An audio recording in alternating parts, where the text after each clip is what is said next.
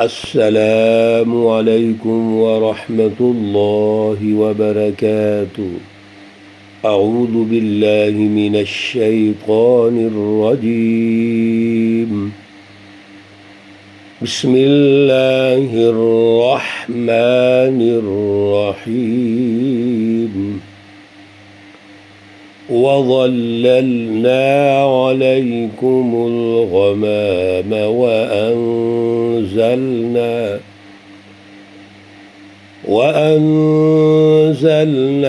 عَلَيْكُمُ الْمَنَّ وَالسَّلْوَىٰ كُلُوا مِن طَيِّبَاتِ مَا رَزَقْنَاكُمْ وَمَا ظَلَمُونَا وَلَكِن كَانُوا أَنفُسَهُمْ يَظْلِمُونَ۔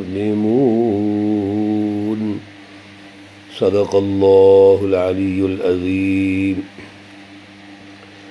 اللہم صلی علی سیدنا ومولانا محمد النبی الأمی وعلى آلہ واصحابہ وبارک وسلم وصلی علیہ۔ معزز سامعین و سامعات، پارہ نمبر 1 سورۃ البقرہ، آیات مقدسہ 58 اور 59 ہے۔ اللہ رب العزت ان آیات کا فہم اور شعور عطا فرمائیں اور عمل کی توفیق اور صلاحیت عطا فرمائیں۔ پچھلے 2 رکوعات سے یا بنی اسرائیل کا آغاز ہوا، پھر دوسرے رکوع میں یا بنی اسرائیل سے آغاز ہوا۔ اللہ رب العزت بنی اسرائیل پر اپنے انعامات کا ذکر ارشاد فرما رہے ہیں، اور سب سے بڑی بات کہ ان کو یہ تلقین فرما رہے ہیں کہ آپ کلام مقدس قرآن پاک پر ایمان لاؤ، اس کا انکار نہ کرو، کافر نہ بنو، اور حق جو تورات میں بھی آپ کے پاس موجود ہے اس کو مت چھپاؤ، اور یہ حق تورات میں بھی ہے، انجیل میں ہے، زبور میں ہے، کلام مقدس قرآن پاک میں ہے، اس کو باطل کے ساتھ مت ملاؤ۔ پھر ان کی تاریخ تفصیل سے اللہ رب العزت ارشاد فرما رہے ہیں کہ ان پر اللہ کے انعامات ہوئے، اور سب سے بڑا انعام یہ ہوا کہ فرعون سے نجات عطا فرمائی۔ اور پھر فرعونی سیاست کا بھی یہاں اللہ نے تجزیہ ارشاد فرمایا ہے۔ فرعون سے نجات کے بعد اس کی غلامی میں رہ کر جو مزاج پیدا ہو گیا تھا، جو نفسیاتی ان کے تقاضے بن چکے تھے، وہ چینج نہیں ہوئے۔ تو فرعونی نجات کے بعد پھر شرک میں مبتلا ہو گئے، موسیٰ علیہ السلام کے مقابلے میں آ گئے۔ اللہ رب العزت نے کتاب مقدس تورات عطا فرمائی حضرت موسیٰ علیہ السلام کو، جو فرقان بھی ہے، حق اور باطل میں فرق کرنے والی، اور آگے جو ارتقائی سفر ہے ان کا زندگی کا، اس کی رہنمائی ہے، اس کا بھی انکار کر دیا، بچھڑے کو معبود بنا لیا۔ اللہ نے ان کو سزا دی، اور اس شرط پر اللہ نے معاف بھی کر دیا۔ پھر کہنے لگے کہ جناب ہم نے اللہ کو دیکھنا ہے، دیکھے بغیر ایمان نہیں لانا۔ لن نؤمن لک حتی نری اللہ جہرۃ۔ میرے عزیزو، اللہ رب العزت کی تجلی کو دیکھ نہیں سکے، بے ہوش ہو گئے، موت کے قریب ہو گئے، پھر اللہ کہتے ہم نے دوبارہ زندہ کر دیا ان کو۔ یعنی بڑی ترتیب کے ساتھ ایک طرف انعامات ربانی ہیں، دوسری طرف ان کے اندر جو خرابیاں ہیں، بیماریاں ہیں، ان کا تجزیہ ہے، ان کے رویے کس طرح وہ چل رہے ہیں۔ آج کی آیات میں بھی یہی ہے۔ اللہ رب العزت نے وادی تی میں، صحرا میں ان کو 40 سال رکھا، اور یہاں پر یہ بھی ترتیب سے آپ دیکھ رہے ہیں کہ جتنے بھی ذہنی غلامی میں مبتلا تھے، مایوسی پیدا کرتے تھے، بوڑھے بالخصوص، سب آہستہ آہستہ اللہ تعالیٰ ان کو ختم فرما رہے ہیں، ختم کر رہے ہیں ان کو، کسی کو کسی طریقے سے عذاب کے ذریعے سے ختم کر رہے ہیں، ان کو مروا دیا اس وقت بھی، اور پھر موقع بہ موقع ترتیب سے آپ دیکھیے ذرا، آہستہ آہستہ ان کو ختم کر دیا گیا، اور پھر جو سچی ایک جماعت رہی وہ جا کے آگے تبدیلیاں لے کے آتی ہے۔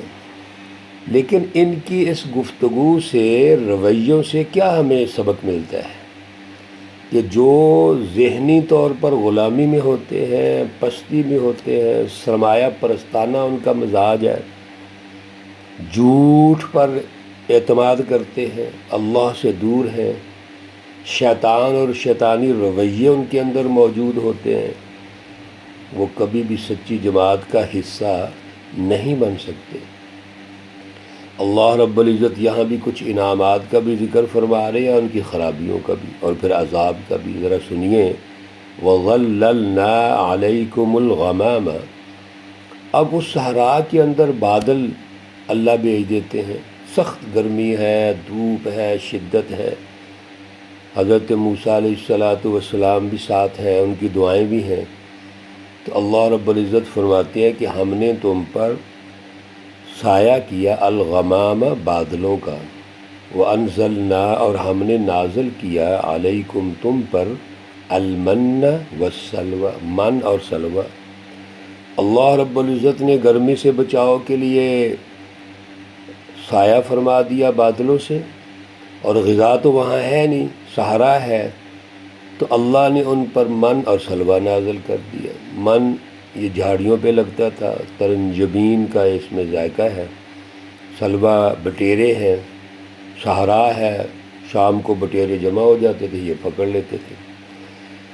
لیکن چونکہ سرمایہ پرستی تھی، انفرادیت تھی، غلامی والی سوچ تھی، اللہ کی غلامی کی نہیں، وہ غلامی جس سے پستی پیدا ہوتی ہے، جو فرعون کی غلامی تھی، ظلم کی غلامی، تو اللہ نے فرمایا کہ کھاؤ پیو آپ، لیکن آپ اس کو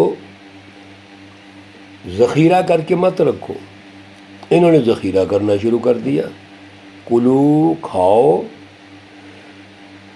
من طیباتی، ان پاکیزہ چیزوں سے، ما رزقناکم، جو ہم نے تمہیں دی ہیں، یہ پاکیزہ چیز ہے، من اور سلوہ، کھاؤ پیو لیکن ذخیرہ نہ کرو۔ وما ظلمونا ولكن كانوا، اور ہم نے ان کا کوئی نقصان نہیں کیا، نہ ظلم کیا ان پر، ولكن كانوا انفسهم يظلمون، اور لیکن وہ خود ہی اپنی جانوں پر ظلم کرتے تھے۔ پھر اللہ نے کہا وَإِذْ قُلْنَا ادْخُلُوا، اور جب ہم نے کہا ادخلوا، داخل ہو جاؤ، هذه القرية، اس بستی میں، اس بستی میں چلے جاؤ۔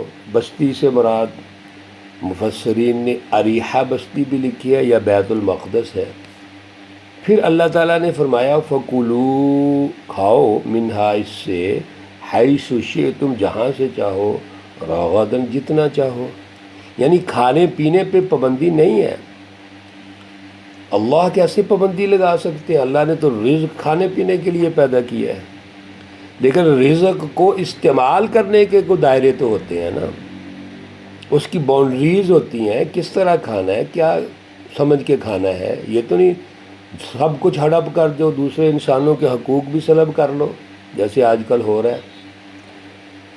پھر یہ رزق تو اللہ کا ہے، تو اللہ کے بتائے ہوئے طریقے کے مطابق کھاؤ، اور وہ یہی طریقہ ہے نا، اعتدال سے کھاؤ، دوسرے کا حق نہ چھینو، دوسرے کو بھی دو، خود بھی کھاؤ۔